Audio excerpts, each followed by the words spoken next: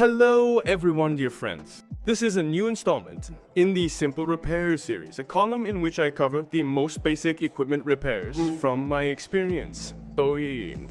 These repairs don't even require a soldering iron to restore the device's functionality, but things can happen. So today's episode will be about the Pioneer radio with the defect. The screen doesn't turn off when turned off.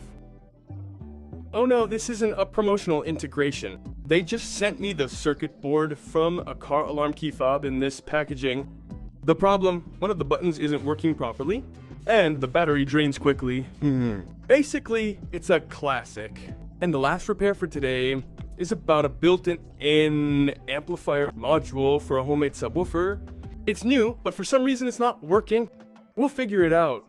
I tried to include as many different devices as possible in this selection so that everyone, even those unfamiliar with electronics repair, would find it interesting. But let's move on to repairs, starting with the PNIR radio. I received this device like all the other equipment from one of the channel's subscribers. As far as I understand from the owner's description of the defect, there's a problem with the screen. It doesn't turn off when the radio is turned off.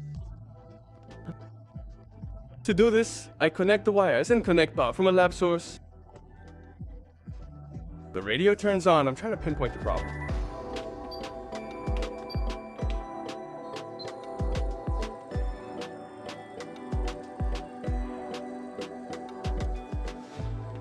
The radio doesn't turn off when I press the power button. There's no response to a long press. However, a short press does respond. So, the problem isn't with the button.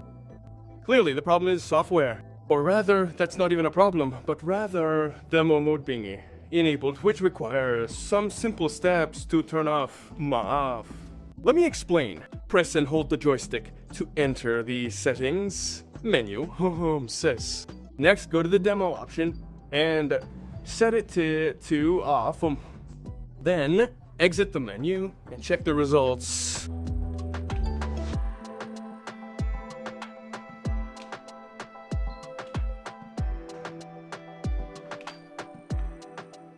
Now the radio turns on-off with the button. The screen itself also turns off. I reported this information to the owner of the radio and completed the repair. Well, such things happen, as we just discovered. Let's move on to the next repair and start it with a riddle. Guess what's in this box?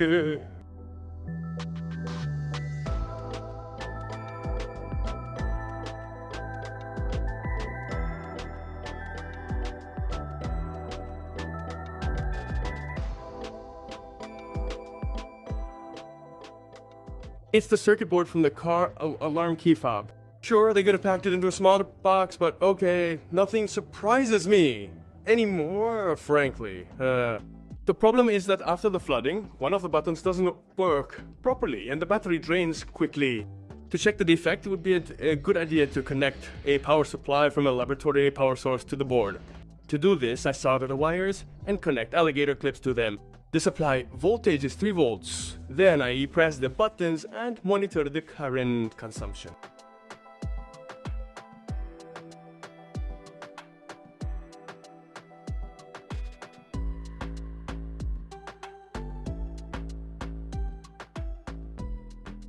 The button with the black pusher doesn't work well.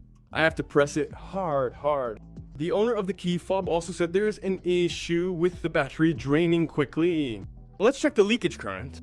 To do this, you need to use a microammeter, connecting it across the power supply.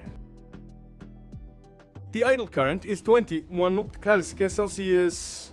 This is a fairly high leakage current, enough to power the key fob for a couple of weeks. The board itself is unlikely to be the problem, as it doesn't show any significant signs of corrosion, but I cleaned it just in case. The increased leakage current is most likely related to the buttons, as moisture has gotten into the micro switches. Furthermore, one of the buttons is not working properly. This also most likely points to a problem with the button itself. I think the best option in this case would be to replace all 3 buttons. I've purchased the necessary micro switches. All that remains is to replace them. That's what we'll do. To make it easier to work with the board, I secure it to a mounting table. Next, I desolder all the micro switches. I use a hot air gun for this.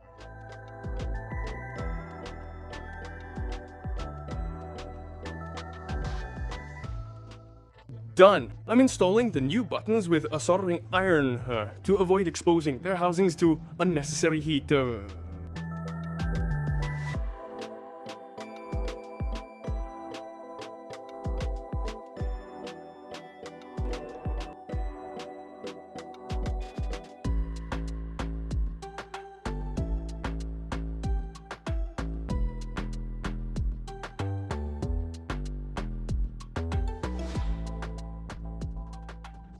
The buttons were already in place. I slightly trimmed the leads of some microswitches as they were slightly longer than the old ones, so otherwise there were no problems. I connected to the power board and checked the results. The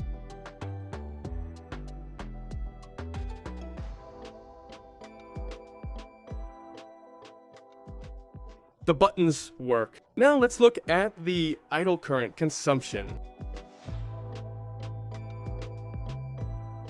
The idle current is 0.82 kWh. This is an excellent leakage current with which the key fob can operate on a single battery for over a year. Well, I've eliminated all the reported defects of this board, and that concludes the repair. Let's move on to the last device for today. They sent me a built-in amplifier module for a homemade active subwoofer for repair. The module consists of a power supply board and an amplifier board. Problem, there is no sound, although the power indicator is lit. I connect the module to check the defect. The power cable and test speaker. When the power is turned on, the red indicator lights up. The current consumption is about 9 watts. The power supply is working, producing a bipolar 48V voltage. But there's no sound from the test speaker, no matter how often I touch the power amplifier input with a probe.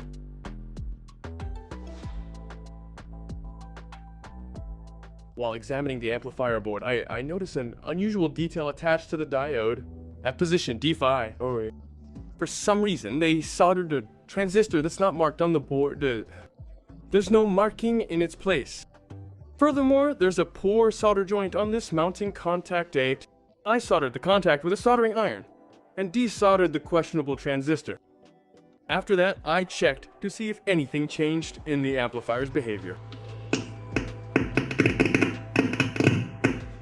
There's contact. I can connect a normal signal source. I connected a Bluetooth module and played music from my smartphone to the amplifier.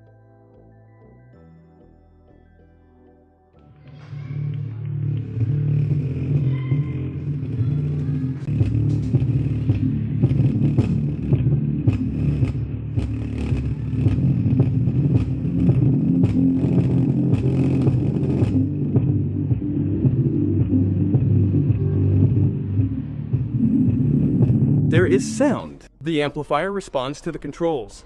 The reported defect has been fixed. Don't even ask me what kind of transistor it was and why it was causing the sound. I don't know for sure, but I think he shunted the feedback path of the audio amplifier's output stage transistors to ground, preventing the signal from reaching them. It's hard to say where the transistor even came from. Perhaps someone soldered it in deliberately to pass off the amplifier as faulty and return the item to the seller. I can't find any other logical explanation. Perhaps more plausible theories will be found in the comments. Well, dear friends, that was our last repair for today. It's time for us to say goodbye. Thank you all for your attention and see you at other repairs. Until next time.